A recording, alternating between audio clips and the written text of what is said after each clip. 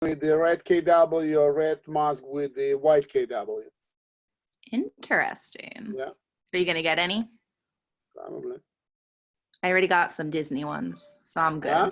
I already got some Disney ones, so I'm all set. Disney ones? Who is this? Little Tay? Who's in the door? Hey. Hi, Ira. What?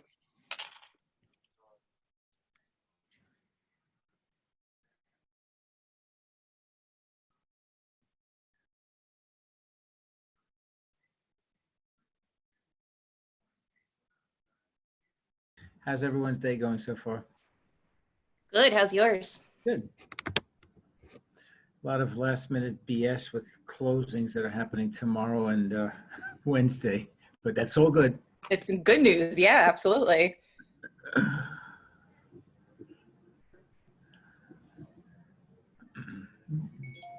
Oh my God, there is the chef, Christina, the one who's teasing us with all of that homemade pasta and bread and Oh my God, her Facebook posts are killing me. They look amazing. the carbohydrates that we're watching on her posts.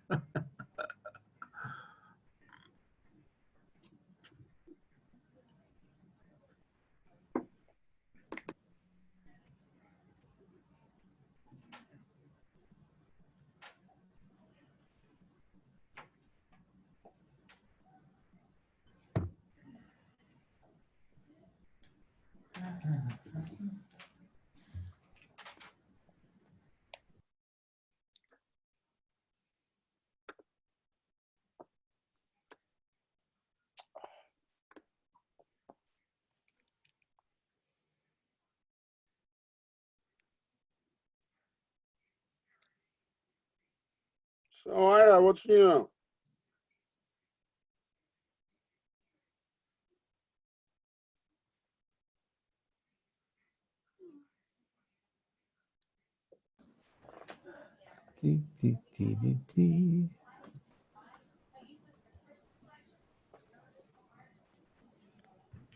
Hey, Mark. Hey, how are you? Hey, Ira. Howdy, how you doing? Good. I had a shave today. I couldn't stand it. I cleaned up the sides and trimmed. Looks good. Thanks. Looked in the mirror this morning and said, oh my God, I look like a caveman. Don't we all? Yeah, but it was easy enough to just clean it up.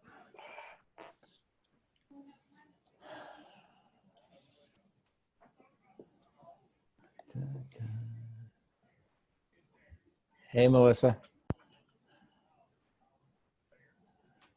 Hi, everybody. Hey, how are you? Good. How's everyone doing?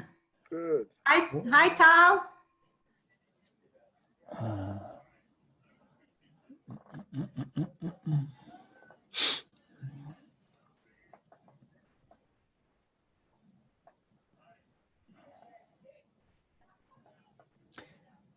I love that Bergen County Partners composite page. That is so nice. That's Steph's background. It's either. Hey, Kelly Weber. I see Do Young is not shutting on. Hey, Kimberly. Thanks for joining. Paul, it says Sheldon's trying to join right now. Okay, good. Where's Al? Where's Al for Ask Al? I hope I'm not doing this.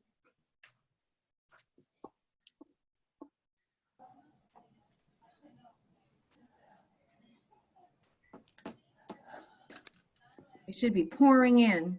How many can you let in at a time, Steph? Depends how many people it shows waiting.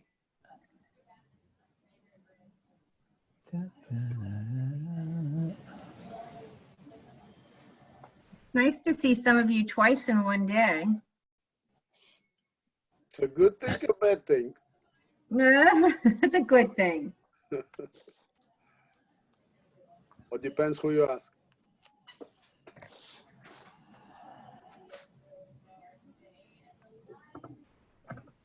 Kathy Haddad, look at you.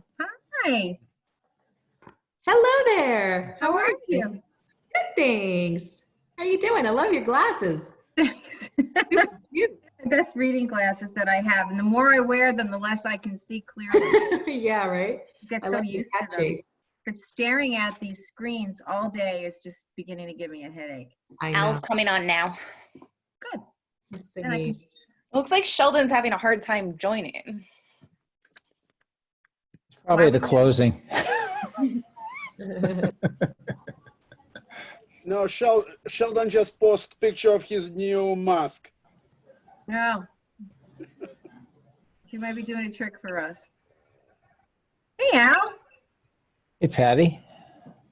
Hey, how are you? Hi, Al, everybody. you're muted.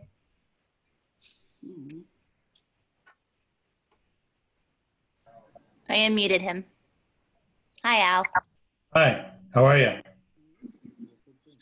How's everybody doing today? Good. How are you, Al? Oh, Sally's in San Francisco. Oh my God, Hey, that's a long Sheldon's walk. here. Got in. Didn't have a problem. No. She's muted, but she's telling us a funny joke, I think, right now. But Sally? Don't walk off the bridge, Sally. No. Who's helping run the call today? Who's running the call for us today? You are. Me, Who's me? Stephanie. Hey, Sheldon, nice to see you. do I have the ability to, can you give me the ability to mute and unmute people, or Yeah. No. Let me put you in.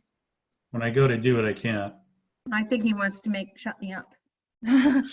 You're all set, Al. All right, cool. All right, it's 3:00. Let's get started. Our big guest today is Sheldon. But as we do every day, we're going to have a quick mortgage minute or a few minutes. I thought there was a different name, but I see the lovely Kathy Haddad on the call today. Are you our person for today, Kathy? Yes. All right, cool. So what's going on? What do we need to know about mortgages in the world of coronavirus?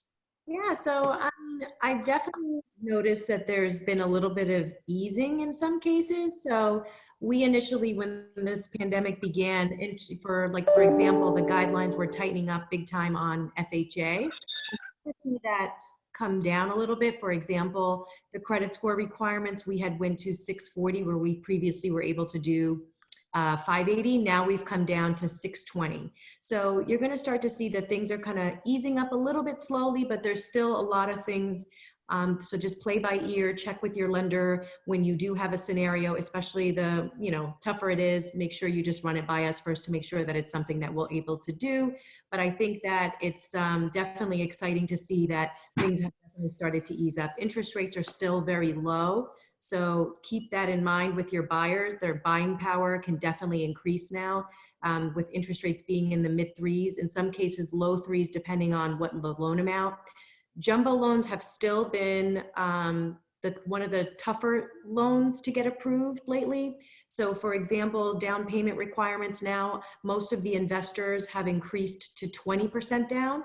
So just keep that in mind as well when you have a jumbo loan. If someone's putting less than 20% down, to run it by the lender to make sure that they could still do a loan under 20% down, because 95% of the banks have stopped lending under 20%. And that's really pretty much it, unless anyone has some questions for me today. Sure they do. Any questions for Kathy? I have a question. I'm Mary Ann. Hi.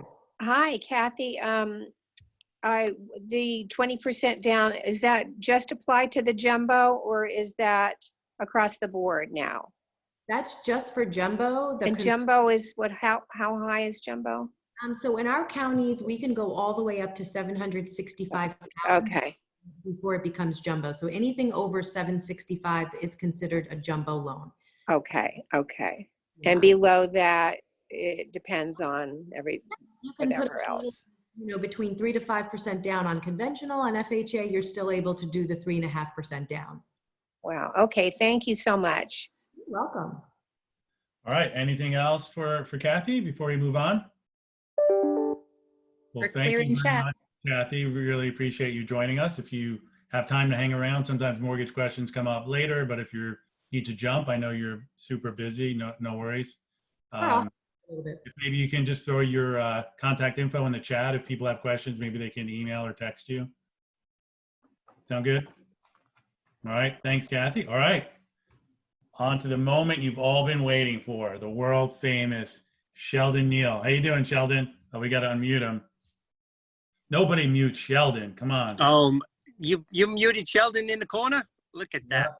Yeah. All right. How are I you, am doing Sheldon? well, thank you. I'm happy to see you up and running again. Things Thank you. are things are good. You know, I live in a circus, so Woohoo! you know, there's a lot of clowns under my house, under my roof. So doing the best I can, but trying to keep it fun and productive. Awesome. Awesome. Well, thanks so much for taking the time to chat with us. Of course. Even though you are not part of KW, you were somebody that's always been willing to have us at your events and also come to ours, and it's been a great partnership. Even though it's really the way it should work with everybody in the industry. I really appreciate the way we've been able to work together. So I want to ask you some questions, but I promise the question that I always ask you, when are you joining Keller Williams, will not come up at all today. I promise. That would be good. All right. So I wrote down some questions, and I'm sure our agents are going to have a bunch, but just to start off, what's the most important thing that people on this call should know about you, Sheldon? Well, first of all, they should know that I have not received these questions ahead of time. So I offered that to you, but you're too cool and you wanted to fly blind. All my answers are going to be off the cuff, so I'm going to do my best. The most important thing, I guess, as a realtor that people should know about me is I don't see any party lines, and that really goes along with what you had in your opening sort of statement to me is, to me, that there is no difference in brokerages. If you are an agent, I'm going to expect to work with you at some point, and I'm going to treat you with the same respect and excitement to work with you if you're a good agent, whether you worked with the brokerage that I work with or Keller or anybody else. So as an agent, from an agent standpoint, I'm just very unified in terms of the fact that we're all in this together. We're all agents, and we should treat each other that way. It doesn't always happen that way out in that big world, but I certainly try to operate that way, and I enjoy working with many agents who are not with RE/MAX. So that would be something that people should know about me as an agent. As a person, I don't take myself too seriously. I like to enjoy life. I love what I do. I also love the off-field antics, if you like, that go along my journey. So we had Zohar on last week, and there are always rumors about how he was a tank commander. And I talked to him a little bit, but I didn't know how true that was. So we get into that with him, and actually it was true. He's a tank commander. He's been wounded. So one of the things I heard about you over the years, but as many times as we've talked, I've never asked you, people say that you are a professional soccer player. Is that true, or is that just? It's close. I was a semi-professional soccer player, and I was attached to a professional club in England, and got offered a full scholarship to come to America for 4 years, basically for free. And here I am, 30-something years later. But yeah, I'm only in the country because of soccer. Interesting. That's very interesting. So yep. So back to your thing about, working so well with agents from all over. I would think that's what everybody strives to do, but you seem to do it better. Does your willingness to attend other companies' events and treat non-RE/MAX agents the same as RE/MAX, does that ever cause an issue within RE/MAX? Do people say, hey, you should be more loyal to the company? Why are you being so nice to the Coldwell Banker or Keller Williams people? You should be, fighting more for RE/MAX? Or does your niceness to people outside of your company cause any issues within the company, or no? No.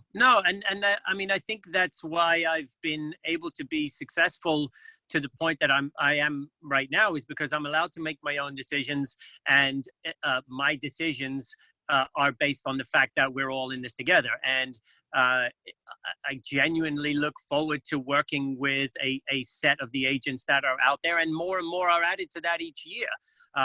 So I just treat everybody. I honestly don't see a brokerage when I'm working with another agent. I don't. I see the person, and I know that there are some others out there that I enjoy working with more than others, and that's just normal. There are great agents in every brokerage, and there are not so great agents in every brokerage, including at Remax. And people who know me know that I am going to say exactly what I believe. You may not love it. Some people do, but you're going to get the honest, straightforward transparency from correct you. Every agent at Keller Williams is great, actually. But besides that, I totally agree. Outside of Keller. All right. So you love all these agents and they love you. Who's one agent you hate? That would be, I can't stand them. Can't stand them. So, all right. So let's get into learning more about you and your business. So we know you were a soccer player, but how did you get into real estate, and how long have you been in real estate? So I am in real estate for 14 years.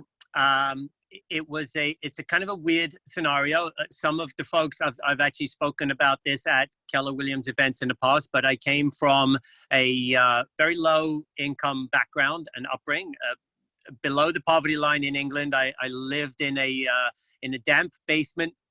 My bedroom had flaking yellow paint off of the walls. I remember it. I used to pick it off the walls thinking it was kind of fun, but it was damp walls and paint.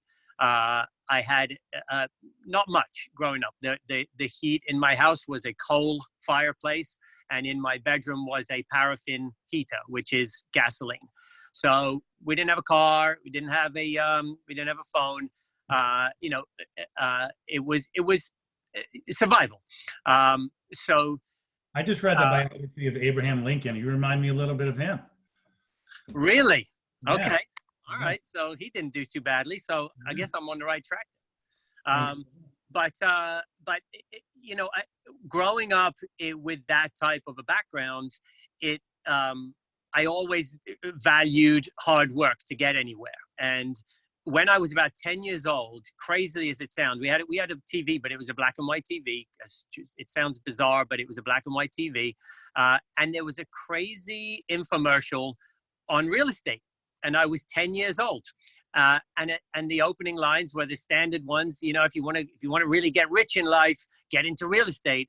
And I didn't know what they were talking about, but I just heard, if you want to get rich in life, get into real estate. So I always had real estate as a phrase in the back of my mind from 10 years old. Didn't know what it meant, but I always remembered that phrase.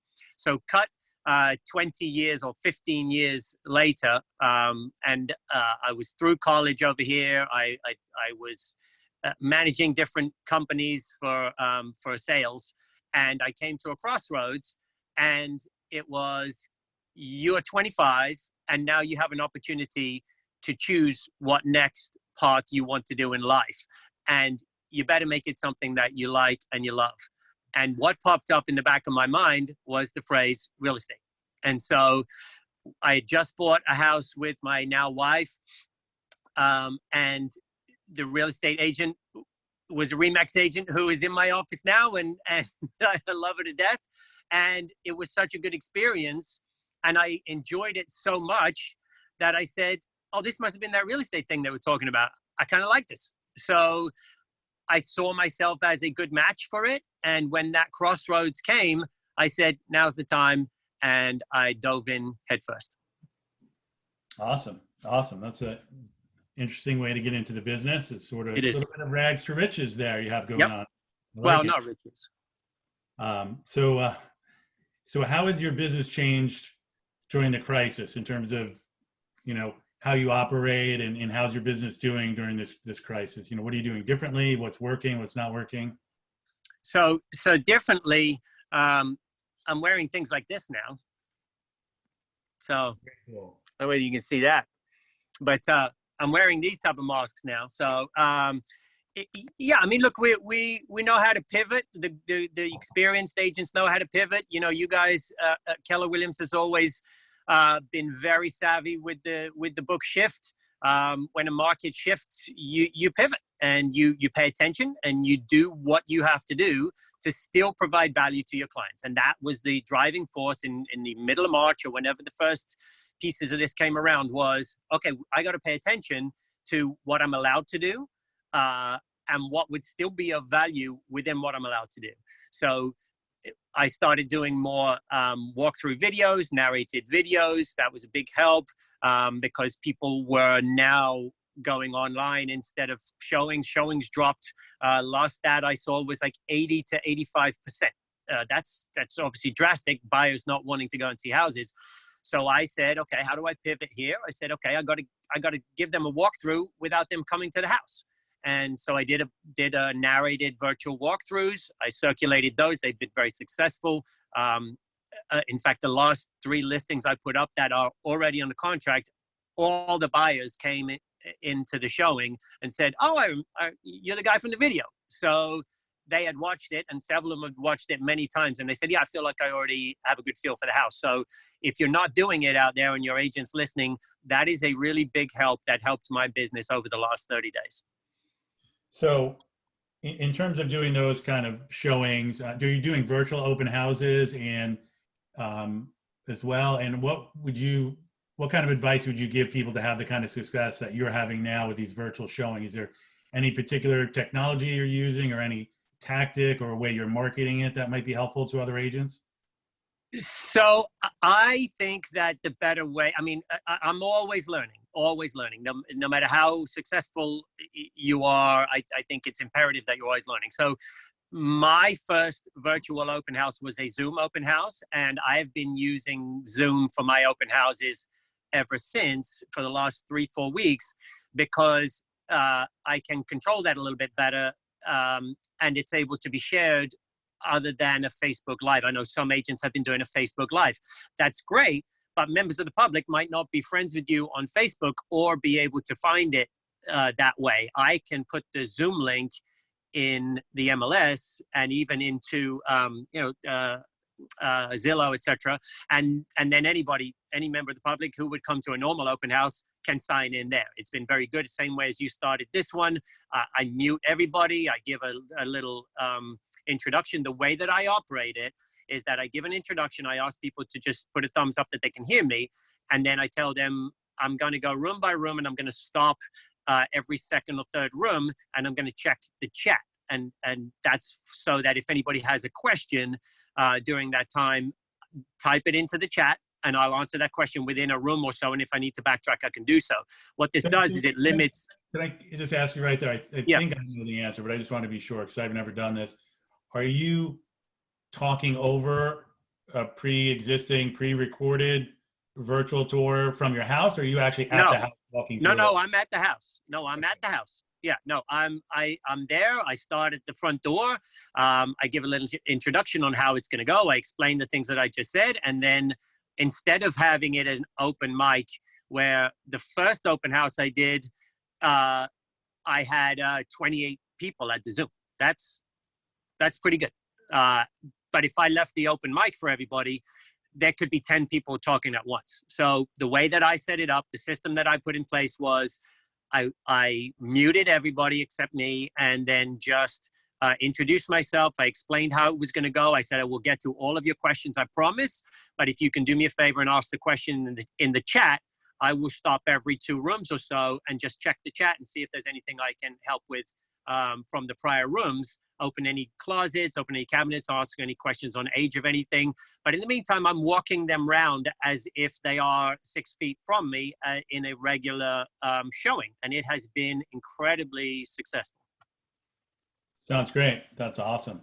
Sounds like you're getting great results from that. So I think a lot of what we talk about with our agents are getting back into a routine to be successful. So what does your routine look like today? And how's that different from before? You know, you get up, you spend a certain amount of time calling your clients to check in on them, and then other part of the day doing virtual tours. Like, how's your day? Do you have a regimented workflow, or is it kind of change day by day? So I work mostly from home anyway, even prior to the pandemic. So my system is personal prep in the morning and at that point, get to the computer, get to my follow-ups, get to my to-do list. I've already done the primary top 5 from the night before. That's a big key that I learned a long time ago. That is very helpful. First of all, you do have to have an element of being organized here. We can be a hustler, but if you don't have organization, I learned the hard way that I spend a lot of my time trying to remember things, trying to find things, etc. So I have a lot of very good systems in place. And one of them is that I put my top 5 the night before on my desk so that I know if I hit all these tomorrow, it's been a productive day. And of course, I'm going to be sidetracked by a bunch of things. Is it top 5 tasks or top 5 people? Top 5 tasks. And that might include top 5 people that I got to talk to or whatever it is, but it's top 5 to-do list tasks. It might be, I got to get the CMA done for this person. I got to, drop something off for a signature. Whatever it is I got to do. If it's the top 5 highest priority, I might have a list of 20 things, but the night before, I will figure out what my top 5 are that I got to do the next day. And that's been a great guide for me going into the next day. So I'll get up in the morning, I'll make sure that I look at my top 5 before. I actually don't even turn the phone on until I'm coming out of the bedroom. So I have my moments there, I get myself ready, and then I turn it on as I come downstairs because I just want to have that moment to just sort of zen my way into the day. And then I make my bed, of course. Always make your bed. We know that. Don't leave the room before making your bed. That's the first win of the day, Al. Remember that. Like that. I know you've had trouble making your bed in the past. I'm a bad bed maker. Yes. Yeah, bad bed maker. But anyway, do that. And then I'm in it. And I'm in it 110%. Most of the folks that know me know I am a supreme hustler. I go at 100 miles an hour and I handle it. And I'm comfortable in that environment. And if I got to chop and change and pivot during the day, happy to do so. But the difference between that normal routine and what I'm doing now is I have put in that top 5 check-ins with clients and even more. I always did a pretty good job checking in with my clients. That's where most of my business comes from. But even more now, just to make sure that I'm not missing something with them in terms of what they may be either struggling with or might need right now. And that has caused, I would say, 7 or 8 situations over the last month where I have not been aware that they weren't able to get out, they needed something that they couldn't get, they weren't feeling very well, or something that I wouldn't have known if I didn't do that structured check-in. And I've got in the car, gone to the grocery store, gone to Home Depot, whatever it was, and I've dropped it, put it on a hook, put it on their front door, texted them, hey, you got something on your front door. But just finding ways to be even more helpful now than normal has been a change over the last 30 to 35 days. I don't hear you. Who keeps muting? Can you hear me now? I got you now. All right. So you talked about something. I was going to ask you something similar. You talked about getting up, making your bed. One of the things I was going to ask you is that we talked to a lot of our agents, and everything that's going on, everybody's been affected by this one way or another. They, God forbid, may have somebody who even passed away or somebody who's sick, or, they're dealing with kids at home while they're trying to do their work. So during this time, like what are you doing to keep yourself like mentally strong and keep your mindset right so that you can go about and, run like crazy like you do every day? Is there anything you're doing, meditating or sticking to a schedule? Is there anything you do to keep yourself mentally strong? It sounds cliche, but I think family Netflix is my go-to. One of the things that Colleen has told me over the years and taught me over the years, I'm good friends with Colleen Kossoff. I enjoy the friendship that I have with her. And she very early on, 5-6 years ago, hammered me with the importance of balance with your family and personal stuff, as well as going 100 miles an hour. And I took that on board very well. And many years ago made changes on that. And I still to this day keep a good balance on that. And I think even going at the rate that I go now, that I enjoy, I also really enjoy that downtime with the family. And it doesn't always just have to be something like Netflix, but we do enjoy, the shows together. We're watching my two boys are big soccer players, so we're watching Sunderland now on Netflix, which is an English professional soccer club documentary, and we're all gripped by it because that's how I grew up. I grew up in that environment, and I relate a lot to it, and they're sort of fascinated to see it's very different than over here. So I keep a balance at the end of the day with sort of an unwind with some sort of a Netflix piece. And occasionally after that, I'll go back to the computer and just wrap up a couple of things. But that's something that I know is coming towards the end of the day. So for me to keep my mentality, I don't meditate. I started a 100 push-up a day challenge, which gives me a physical outlet. And 8 days in, 100 a day. Not bad. I know you do 200 a day, Al, but I do 100 a day. For breakfast. Exactly. So I'm trying, but that's what I do. So I keep a balance, and I know that I've got that evening session to look forward to with the family, and that drives me enough. I don't need to go to the meditation at this point. Okay. All right. Cool. So family time is that's awesome. Yep. So whenever I go to hear somebody like you speak, when I was actively selling real estate, I thought like, I want to get something tangible out of this that I can take away and like use tonight or tomorrow. Like if there's something you're doing today, if you don't mind, that's helping grow your business, is there like a strategy or a tip or something that somebody could take away from the Zoom and start doing it tomorrow and it would help their business? Any, could be a social media tip, a way to lead generate, a way to generate referrals, any? Yeah. So I would say there's so many things, and the bigger picture answer to that is primarily what my premise when I spoke at one of your functions was, which is to find the best road for you. You can have 3 different people with a headache and all 3 of them take Advil, and Advil works for 2 of them and it doesn't work for the 3rd one. So that 3rd one has to find what works for them. And I relate that sort of premise to everything in life, including real estate, which is the same Advil, the same real estate practice is not going to work for every single agent. You have to find what works for you. This is the biggest thing I tell people when they come into real estate is there's 20 different roads you can follow in real estate. And that, you could be a condo expert, you could be a senior residential expert, you could be a first-time buyer expert, all these different expertise, commercial, rental, whatever it is, FSBO. But you can't be a master of everything. I don't believe that for a second. You can do everything if you want, but you'll stretch yourself thin. So first of all, find out what you love, which one of those or which 2, 3 of those that you love the most, and truly dedicate yourself to be a master of those several. I don't follow for sale by owners or expireds at all. I know there's gold in there, but I've chosen not to do that. But that's allowed me to really hone in on being a great agent to this segment that I focus on. So finding your road, I think is critical, and that goes for any experienced agent. You can worry so much in this industry that you have to be looking everywhere for business, but then you can spread yourself so thin that you don't attract it in the areas that you're really good at.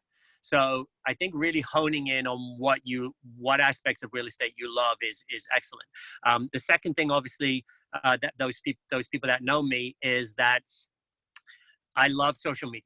I love social media for the outlet that it provides to provide value.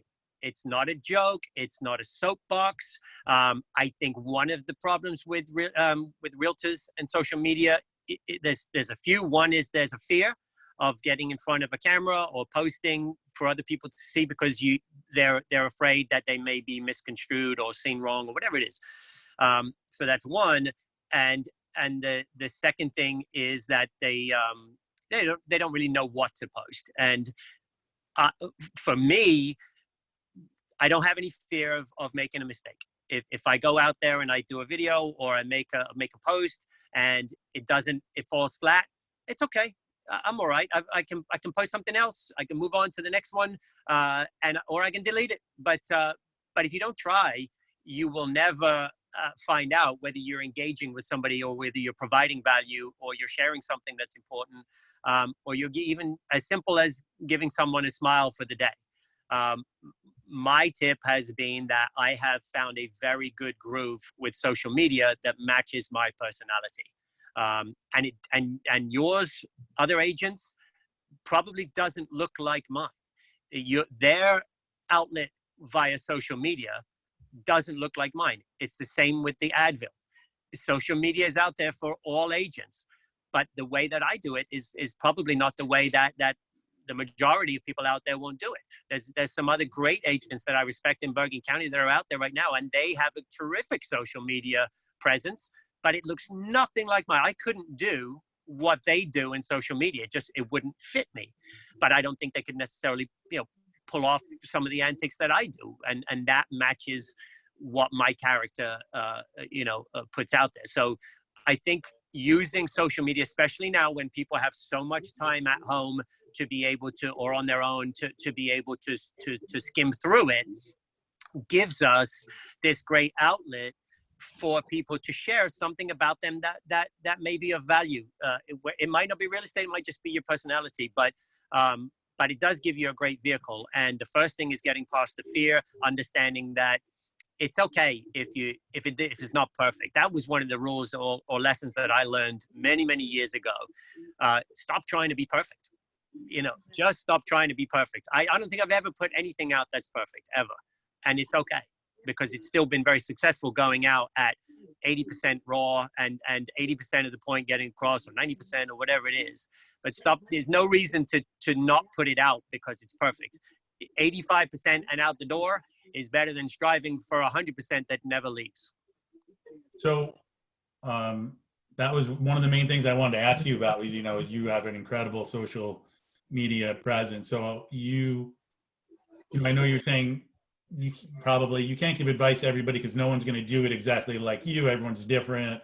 But are there some general tips you can give people? Obviously they're not going to have your wit and do things exactly the way you do, but what are some tips? Is there, is there a rough guideline you would say for real estate posts versus personal posts, or how long should a video be, or how frequently you should post? Like, if somebody's just getting up and running with their social media, what would be some tips you would give them to get it going? Okay, so I would say that you target some of the posts that you enjoy yourself. That's a lot of the backbone of mine, is look at other people that you enjoy yourself, and see if obviously you have some sort of connection there because you've got some value out of what they've put out. You don't have to copy it exactly, but some people do. But if there's a way that somebody is presenting a house, then if you like it, then somebody else would also like you doing it. So maybe that's something good. If you see even if it's some memes, there is some guidelines in terms of how far you go with things like just forwarding memes, and forwards and quotes and things like that. The key for me is that I found a really good understanding of how to get a balance with posts. That's my real secret sauce with it. All you have to do is go through my feed, and you will see everything from my family to closing pictures with my clients to cartoons to charitable things, to all different types of things. So for me, the key is putting out things that people will enjoy seeing. You don't have to overthink it. If they enjoy seeing it, then they will look for your next things that you're putting out. So first and foremost, if somebody's trying to get into it, I would try and focus on the things that make you happy when you read them on social media, and see if that's something that you're comfortable with. And if you think you'd like to do it, but you're not comfortable with it, then reach out to somebody like me or somebody in your office who is doing it. And you'll find that most of them are happy to help. I have come to this point in my career where a large part of my day is looking for people that I can help, because I'm only at this stage because of the people that helped me. And so if you are struggling with breaking into a social media rhythm, reach out to people. Look at the people that are doing well, or that you like, and just say, I know you're crazy, I know you're busy, but can I just pick your brain for 10 minutes, I promise, and I'm sure I'll be able to get a couple pieces of valuable information.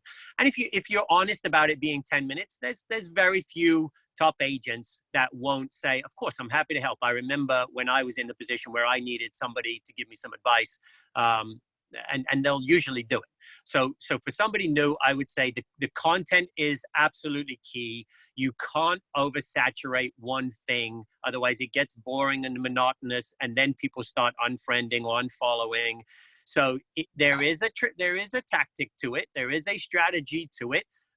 For me, I don't have a schedule. There are people out there that are social media experts with the webinars, and they tell you got to have every day, you got to have something else to post. And I don't really subscribe to that. I have an incredibly humbling following of people that love to wait and see what else it is I'm putting up and give me a thumbs up. And that just fuels me to do more when I see a thumbs up or a heart or a laughy face or something else. So as long as you're giving them content that keeps them entertained or thinking that you're not just a joke, then they'll keep coming back and they'll keep supporting you. And support is so incredibly important from any agent or anybody that's out there when you're trying to build a business where you want to become a trusted service provider. So I have a couple more questions, and then we have a lot of questions from agents. We'll open it up. But so you know, when you talk about your social media, it sounds like what you're answering is basically the way you post and the way you broadcast. Do you have a strategy for actively going out to your clients or people in your community and stuff how you interact with them on their page and their posts, or are you mostly just broadcasting stuff? Like, are you going on to clients to see if they had a life event and commenting on that, or? Very much so. Yeah, no, for sure. It's a two-way street, for absolutely 100%. So I enjoy not only the comments and the support from folks who support my own posts, but I enjoy supporting the posts that I enjoy from other people. And again, you've seen yourself, I'm always commenting on yours or other folks, whoever they are, because I'm just looking for valuable information. It doesn't matter who it's from. It doesn't matter what vehicle it is using. But if somebody gives me some valuable information, even if it's just entertainment, I think that's worth supporting that person and telling them, thanks for putting that out. You made a difference in my day. That's the key, is if you can make a difference in somebody else's life by doing this, then you should do it. And you should work hard on doing it, and you should do it more. When I got a DM yesterday on Instagram from somebody who said, I'm really struggling right now. I lost my job. I lost my partner. They broke up with me. I don't want to be a victim.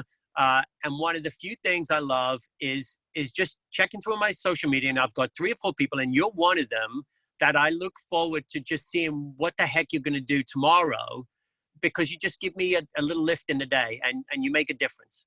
And I got so sort of welled up with pride, because she doesn't even know me. I don't know who she is. I think she's in Ohio. She's just on my Instagram, and she just said, you make a difference. And if we can make a difference, then we should keep doing that, in my opinion. Absolutely. So what would you say is the biggest challenge in your business right now? Biggest challenge right now is fear, by a mile. Your clients' fears. Not my fear. My clients' fears. Yeah. No, my clients' fears of the unknown. This is common, when you get life challenges to this degree, fear sets in, and uncertainty of the future.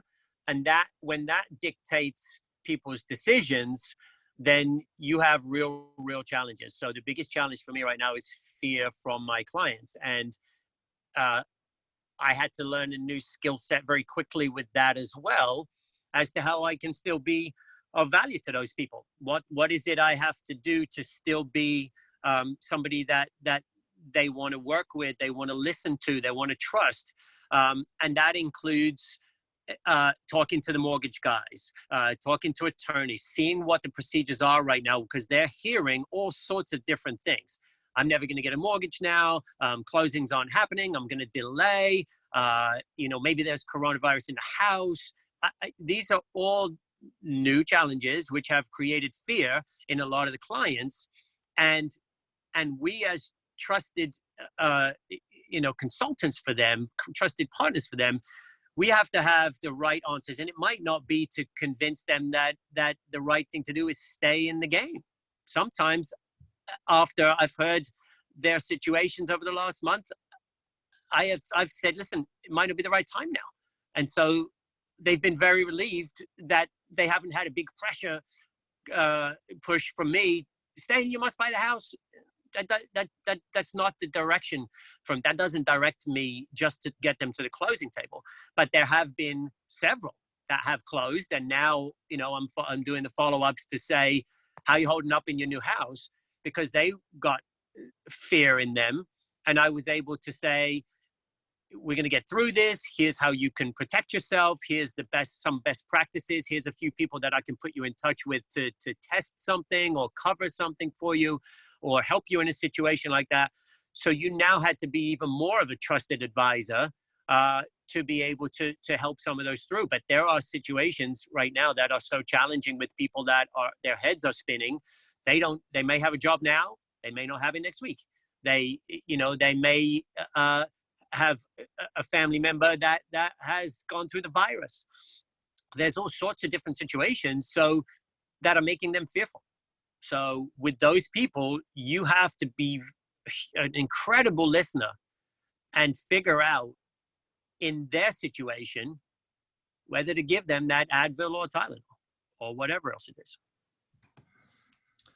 Oh, that's great advice. Thank you. All right, last question from me. A little bit more offbeat one.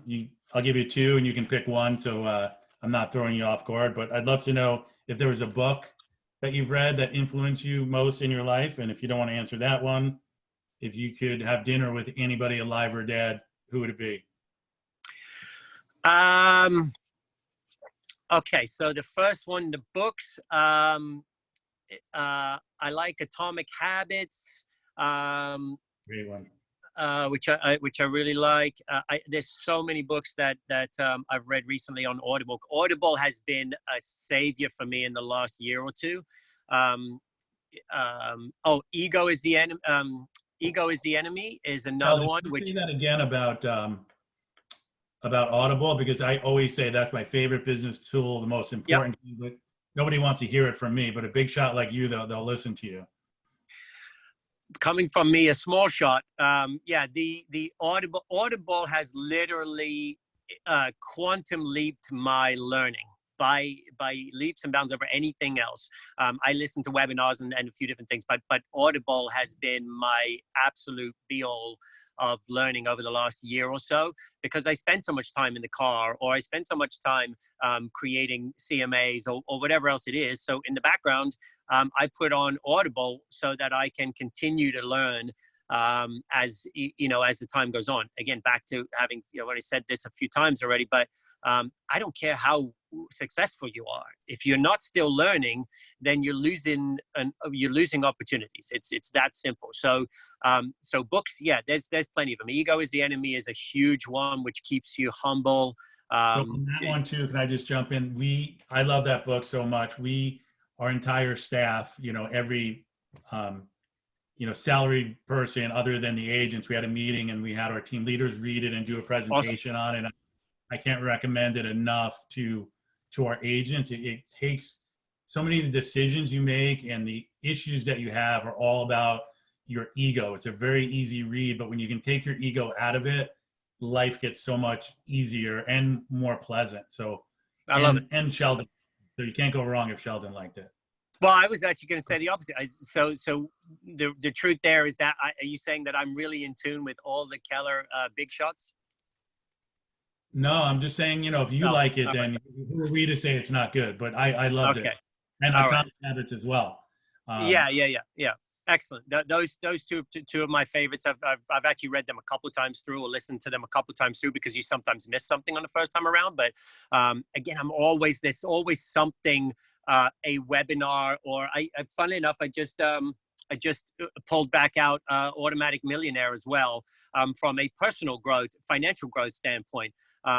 Automatic Millionaire from David Bach is a simple breakdown of how you can kickstart your finances, and saving, and the concept of paying yourself first, etc. There's a few different gems in there, and it was a little bit more of confirmation for me, because that's how I started. But I'm always learning. I mean, that's a simple thing that I've done already, but you really should have that learning mentality out there, no matter how good you think you're doing.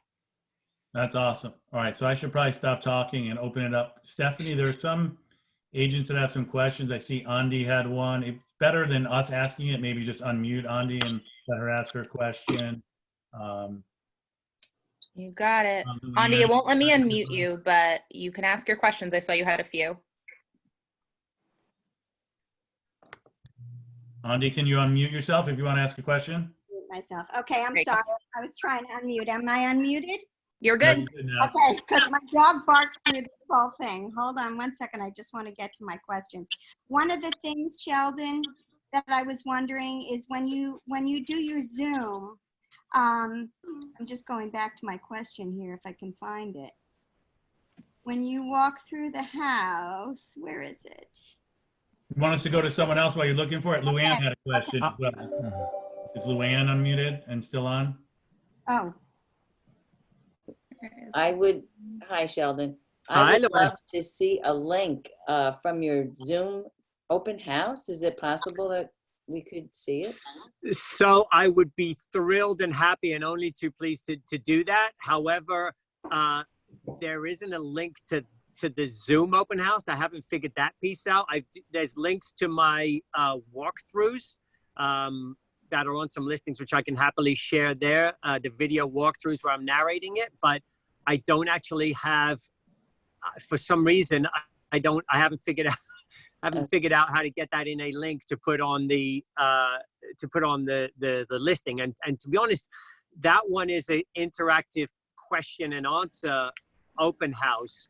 So I don't know that I would post that as a link on the listing anyway. I think better for your listing is like a virtual walkthrough where you're doing a virtual showing and narrating what it is that you want the buyer to know.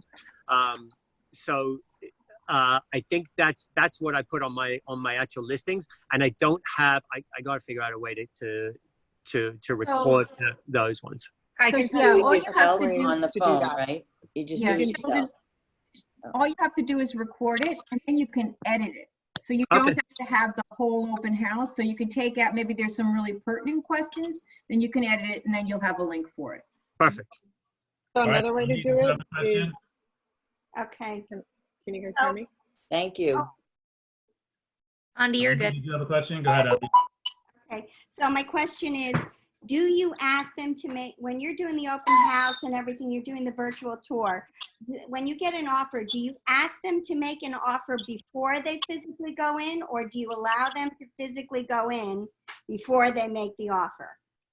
That's as far as I'm aware, that's completely up to them.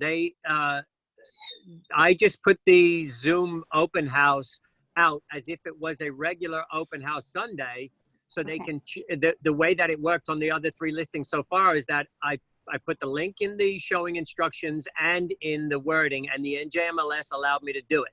So while they're allowing me to do things like that, and it falls in within the governor's allowances, then I found that very helpful. Enough people saw it to be able to come to the open house, and then I answered all their questions as if they had come in person to the open house with me. And then after that, they go back to their agent, and if they want to put an offer from there, if your question is, do I require them to see the house before they put an offer? The answer is no. If you want to put it in and the seller is comfortable accepting that offer and then moving it to an inspection, then yes, obviously it's always better if they can come and see it first. I think that the one that I just had, they came after. They saw the Zoom open house, and then they told their agent, I liked what I saw in the Zoom open house, set me an appointment for Monday to go and see the house. They came and they said, yeah, I was on the Zoom call.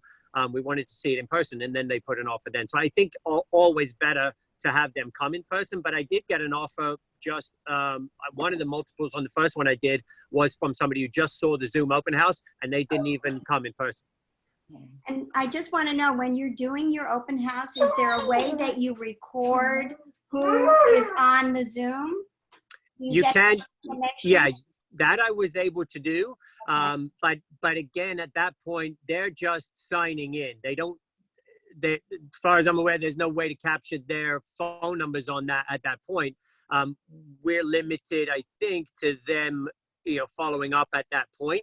But I did have a list of, you can save the chat, which I've been doing on each one of them as well. So I saved the chat so I can share with the seller as well what questions came up and how I answered them. And that's a good point. That's actually a really helpful tool for the sellers as well, to save the chat, because then they know what went on. And that's been very helpful as well, because they see, oh, they were interested in the age of the cabinets or something else. Who else has a question for Sheldon? You can raise your hand digitally. Ira. Hi, Sheldon. Thanks so much for your time. When you're doing the walk around narration, are you having the camera face you or what you're looking at, or do you switch around? Both. Okay. So here's how I do it. And if you want a great tool for this might be the best thing I give you today. Check out Splice. Splice is an app. Splice is an app for, I guess, iPhone and everybody else. But it allows me to do segments of the walkthrough and stop them, and then upload them to Splice and put them all together. And then it comes out with one video walkthrough at the end. That's actually I tried 3 different others, including iMovie and a couple of different things, and it didn't work as well. And I love Splice. So check Splice. The way that I do it is I do a personal turnaround on me selfie start. Here I am in Maywood, New Jersey. I'm happy to show you this beautiful colonial 3-bedroom, 2-bath, etc., whatever it is. Come on inside and I'll show you around. And then at that point, I cut it, and then the door opens, and I say, we're walking into the living room, and we go from there. And then I'll cut it to go to the steps for the 2nd floor or whatever it is. But it's much, much easier than you guys might think to be able to put this together, and it's incredibly valuable to the buyers out there. So I would definitely recommend you all give it a shot. Thank you. That's a great piece. Thank you. Good. You're welcome. All right. Who else has a question for Sheldon? Raise your hand. Susan Greenbaum, go ahead. Susan.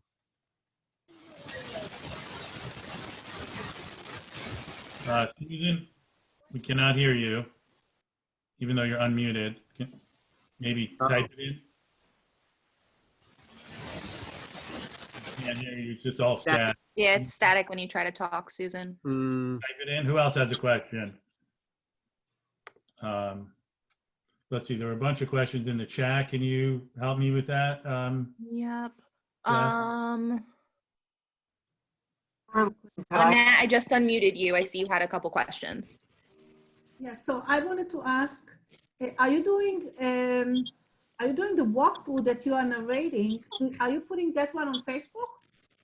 Yeah, primarily on Zillow and the MLS as the virtual tour. So I add that as a video tour. That's actually a good question. Let me follow up with Splice and tell you how I actually get it to the MLS. So Splice will give you the video file. It doesn't give you the URL. So I used Vimeo to get the URL.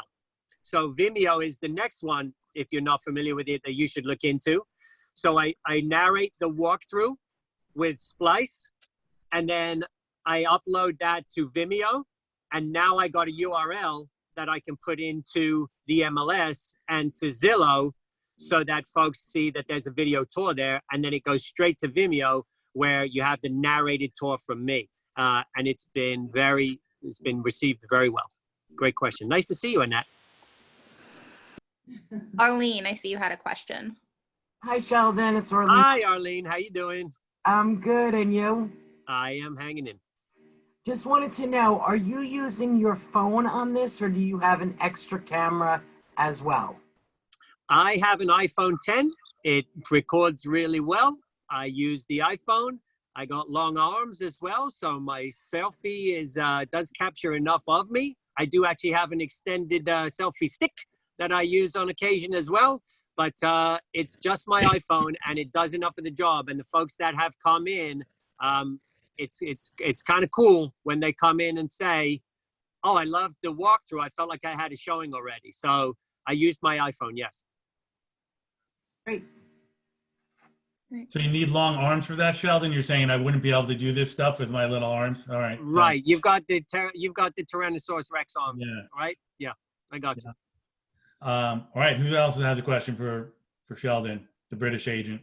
Randy has a question. It just won't let me unmute you, Randy. There you go. Okay. I wanted to know, what are you doing with regard to your getting listings?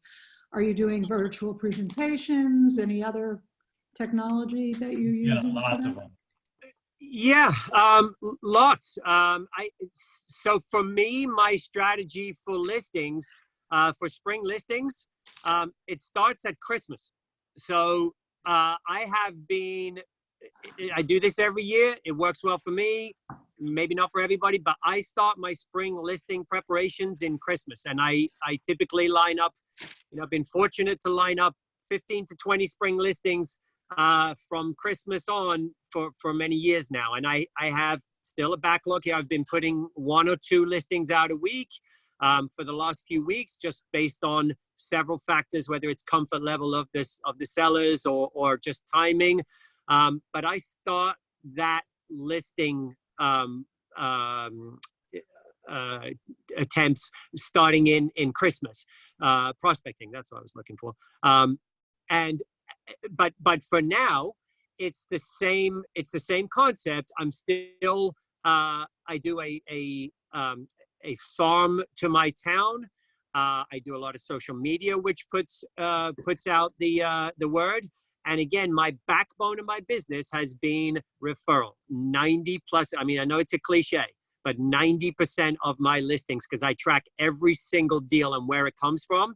And every year, 90% of my business comes from my sphere and past clients. So I get my listings primarily through that circle. So I'm always calling, checking in on my sphere to be able to prospect. I don't do the for sale by owners, expireds, etc. for listings. I simply farm everything I can through my sphere and past clients. And I start that for spring listings at Christmas. Thank you, Sheldon. I actually have to jump off, but we have a few more minutes. I'm hoping you can hang around for a few more questions with Stephanie and Colleen. But before I jump off, I just want to say that I really appreciate you coming on. I learned a lot. So I imagine all of our agents learned a lot. This was really, really helpful. So really appreciate you doing it, Sheldon. You're one of the good guys. We appreciate I appreciate that. So are you. Thank you. Anytime. All right. Thanks, Sheldon.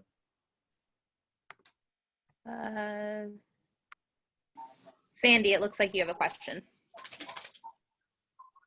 No, I just wanted to say thank you so much to him. I think thank that's so nice of you to be so giving. It's very much like the culture that is the reason why I went to KW to begin with. So thank you so very much. I appreciate it. And I wish you to stay safe. Thank you. And likewise to you. Thank you. Thank you. We're getting a ton of thank yous.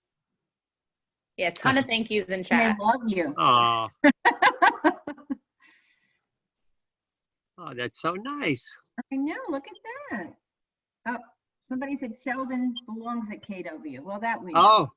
That's I'm just reading the chat. I'm not saying anything. Oh, you didn't plan that, Colleen? I'm sorry, what? You didn't plan that? I didn't know. Okay. Hi.